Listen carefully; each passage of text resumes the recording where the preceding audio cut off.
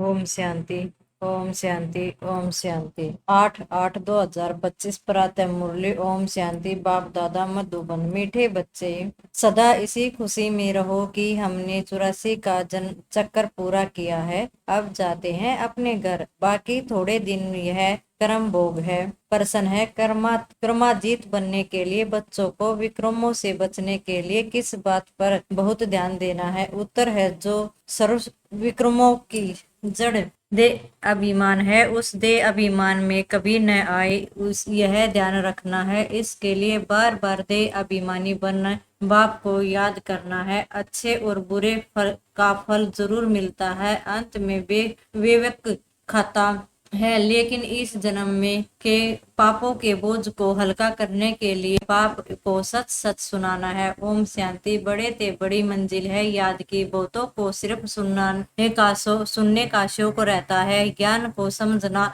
तो बहुत सहज है। 84 के चक्कर को समझाना है, सर्वदर्शन चक्करधारी बनना है। जास्ती कुछ भी नहीं है। तुम बच्चे समझते हो, हम सब सर्वदर्शन चक्करधारी हैं। सर्वदर्शन चक्कर से कोई का गला नहीं काटते हैं, जैसे श्री कृष्ण के लिए दिखाया जाता है। अब यह लक्ष्मी नारायण विष्णु के दो रूप हैं, क्या उनको सब दर्शन चक्कर है? फिर श्री कृष्ण को चक्कर क्यों दिखाते हैं? एक मैगजीन निकालते हैं जिसमें श्री कृष्ण के लिए बहुत चित्र दिखाते हैं। बाप तो आकर तुम्हें राजयोग सिखा रहे हैं, न कि चक्कर से असुरों का घात करते हैं। असुरों का उनको कहा जाता है जिनका असुरी स्वभाव है, बाकी मनुष्य तो मनुष्य है ना। ऐसे नहीं सब दर्शन चक्कर से बैठ सबको मारते हैं। भक्ति मार्ग में क्या क्या चित्र बैठ बनाए हैं, रात दिन का फर्क है। तुम बच्चों को इस सृष्टि चक्कर को और सारे ड्रामा को जानना है, क्योंकि सब एक एक्टर्स हैं, वह हद के एक्टर्स हैं तो ड्रामा को जानते हैं। यह बेहद का ड्रामा, इसमें डिटेल में नहीं समझ सके वह तो 2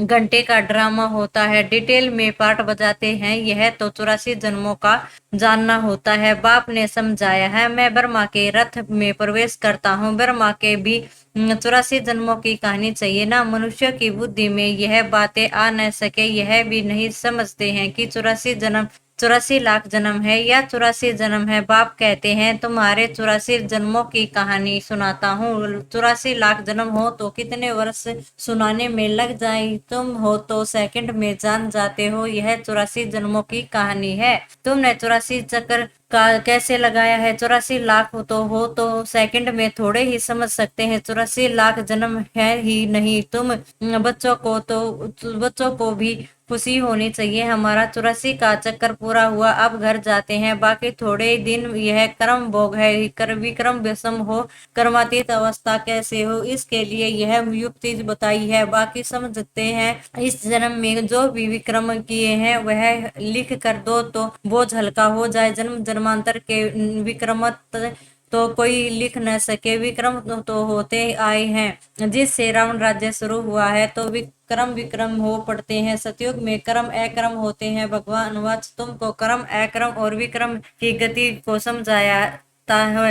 समझाता हूँ। विक्रमादित्य का सवत लक्ष्मी नारायण से शुरू होता है। सीढ़ी में बड़ा क्लियर है, शास्त्रों में कोई यह बातें नहीं है। सूर्यवंशी चंद्रवंशी का राज्य भी तुम बच्चों ने समझा है कि हम ही थे। विराट रूप का चित्र भी बहुत बनाते हैं, परंतु अर्थ कुछ भी नहीं जानते। बाप बिगर कोई समझा नहीं सकते। इस ब्रह्मा के ऊपर भी कोई है ना जिसने सिखाया होगा। अगर कोई गुरु ने सिखाया होता तो उस गुरु को का सिर्फ एक शिष्य तो नहीं हो सकता। बाप कहते हैं, बच्चे तुम्हें पतित से पावन से पतित बनना ही है। यह भी ड्रामा में भरा हुआ है, अनेक बार यह चक्कर पास किया है, पास करते ही रहेंगे। तुम हो ऑलराउंड पार्टधारी, अति से अंत तक पार्ट और कोई का है नहीं। तुमको ही बाप समझाते हैं, फिर तुम यह भी समझते हो कि दूसरे धर्म वाले फलाने फलाने समय पर आते हैं। तुम्हारा तो ऑल राउंडर पार्ट है ना। क्रिश्चियन के लिए तो नहीं कहेंगे कि सतयुग में थे, वह तो द्वापर के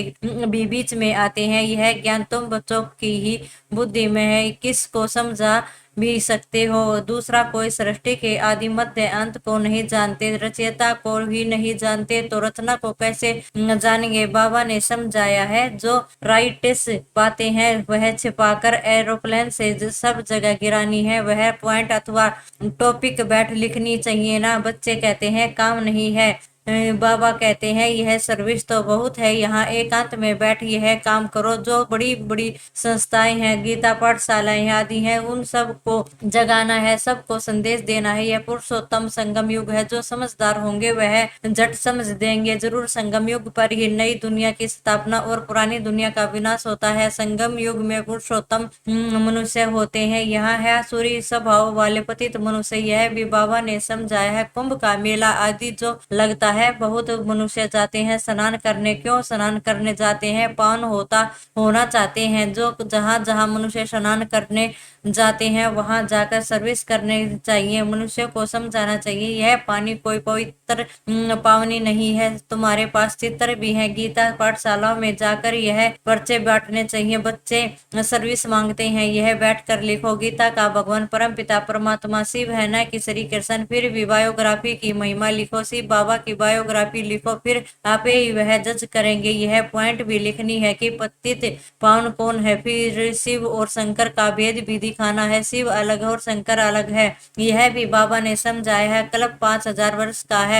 मनुष्य 84 जन्म लेते हैं, न कि 84 लाख। यह मुख्य मुख्य बातें शार्ट में लिखनी चाहिए ना। जो एरोप्लेन से भी गिरा सकते हैं, समझा भी सकते हैं। यह जैसे गोला है, इसमें क्लियर है फलाने फलाने धर्म फलाने फलाने समय पर स्थापन होते हैं, तो यह गोला भी दिखाना चाहिए। इसलिए मुख्य 12 चित्रों के कैलेंडर से भी छपवा सकते हो, जिसमें सारा ज्ञान आ जाए और सर्विस सहज हो सके। यह चित्र बिल्कुल जरूरी है। कौन से चित्र बनाने हैं, क्या क्या पॉइंट लिखनी चाहिए, वह बैठ लिखो। तुम गुप्त वेश में इस पुरानी दुनिया का परिवर्तन कर रहे हो। अनोन वेरियस हो, तुमको कोई नहीं जानते। बाबा भी गुप्त, ज्ञान भी गुप्त है। इनका कोई शास्त्र आदि बनता नहीं है। और धर्म स्थापक में बाइबिल आदि छिपते हैं, जो पढ़ते आते हैं हर एक के छिपते हैं। वो तुम्हारा फिर भक्ति मार्ग में छिपता है, अभी नहीं छिपना है, क्योंकि अभी तो यह शास्त्र आदि सब खत्म हो जाने हैं। अभी तुमको बुद्धि में सिर्फ याद करना है। बाप के पास भी बुद्धि में ज्ञान है। कोई शास्त्र आदि थोड़े ही पढ़ते हैं, वह तो ज्ञान फूल है ना। ज्ञान फूल का अर्थ फिर मनुष्य समझते हैं सबके दिलों को जानने वाला है। भगवान देखते हैं तब तो कर्मों का फल देते हैं। बाप कहते हैं यह ड्रामा में भरा हुआ है। ड्रामा में जो विक्रम होते हैं तो उनकी सजा होती जाती है। अच्छे व बुरे कर्मों का फल जरूर मिलता है, उसकी लिखत तो कोई है नहीं। मनुष्य समझ सकते हैं जरूर कर्मों का फल दूसरे जन्म में मिलता है। अंत घड़ी विवेक फिर बहुत खाता है। हमने यह पाप किए हैं सब याद आता है। जैसा कर्म वैसा जन्म मिलेगा। अभी तुम कर्माजीत बनते हो तो कोई भी ऐसा विक्रम नहीं करना चाहिए। बड़े ते बड़ा विक्रम है दे अभिमान बनना। बाबा बार बार कहते हैं देही अभिमानी बन। बाप को याद करो, पवित्र तो रहना ही है। सबसे बड़ा पाप है काम कटारी चलाना, यही आदि मध्य अंत दुख देने वाला है। इसलिए सन्यासी भी कहते हैं यह कागविष्टा समान सुख है। वहाँ दुख का नाम नहीं होता, यहाँ दुखी ही दुख है। इसलिए सन्यासियों को वैराग्य आता है, परंतु वह जंगल में चले जाते हैं। उनका है हद का वैराग्य, तुम्हारा है बेहद का वैराग्य। यह दुनिया ही चीज ही है। सब कहते हैं बाबा आकर हमारे दुख हर कर सुख दो। बाप ही दुख हरता सुख करता है। तुम बच्चे ही समझते हो कि नई दुनिया में इन देवताओं का राज्य था, वहाँ किसी भी प्रकार का दुख नहीं था। जब कोई शरीर छोड़ता है तो मनुष्य कहते हैं स्वर्गवासी हुआ, परंतु यह थोड़े ही समझते हैं कि हम नरक में हैं। हम जब मेरे तब स्वर्ग में जाए ना, परंतु वह भी स्वर्ग में गया वह नरक में गया में आया कुछ भी नहीं समझते हैं। तुम बच्चे 3 बाप का राज भी समझा सकते हो। 2 बाप तो सब समझते हैं, यह लौकिक और पारलौकिक, और यह अलौकिक प्रजापिता ब्रह्मा। फिर है यहाँ संगम युग पर ब्रह्मा भी चाहिए ना। वह ब्राह्मण कोई ब्रह्मा के मुख वंशावली थोड़े ही है जानते हैं। ब्रह्मा का ब्रह्मा था, इसलिए ब्राह्मण देवी देवता नमः कहते थे। यह नहीं जानते कि किसी को कहते हैं ना। कौन से ब्राह्मण तुम हो? पुरुषोत्तम संगम युगी ब्राह्मण वह है, कलयुगी यह है पुरुषोत्तम संगम युग, जब तुम मनुष्य से देवता बनते हो, देवी देवता धर्म की स्थापना हो रही है। तो बच्चों की सब पॉइंट धारण करनी और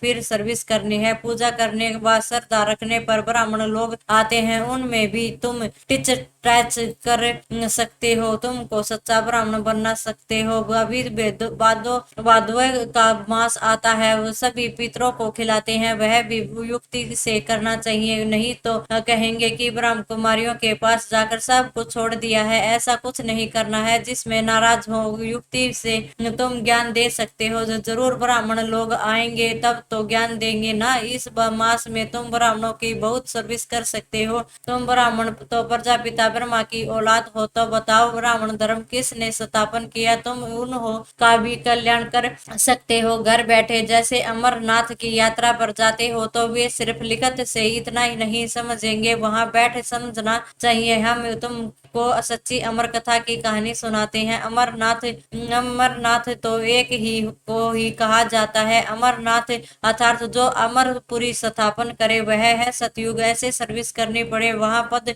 जाना पैदल जाना पड़ता है। जो अच्छे अच्छे बड़े बड़े आदमी हो उनको जाकर समझाना चाहिए। सन्यासियों को भी तुम ज्ञान दे सकते हो। तुम सारी सृष्टि के कल्याणकारी हो। श्रीमत पर हम विश्व का कल्याण कर रहे हैं। बुद्धि में यह नशा रहना चाहिए। अच्छा, मीठे मीठे सिकलदे बच्चों प्रति माता पिता बाप दादा का याद प्यार और गुड मॉर्निंग। रूहानी बाप की रूहानी बच्चों को नमस्ते। हम रूहानी बच्चों की रूहानी बाप दादा को याद प्यार गुड मॉर्निंग और नमस्ते। शुक्रिया बाबा, शुक्रिया बाबा, प्यारे बाबा, मीठे बाबा। धारणा के लिए मुख्य सार नंबर 1, जब एकांत व फुर्सत मिलती है तो ज्ञान की अच्छी अच्छी पॉइंट पर विचार सागर मंथन कर लिखना है। सबको संदेश पहुंचाने का व सबका कल्याण करने की युक्ति रचनी है। नंबर 2, विक्रमों से बचने के लिए दे अभिमानी बन बाप को याद करना है। अभी कोई भी विक्रम नहीं करना है। इस जन्म के किए हुए विक्रम बाप दादा को सच सच सुनाने हैं। वरदान है अटल भावी को जानते हुए भी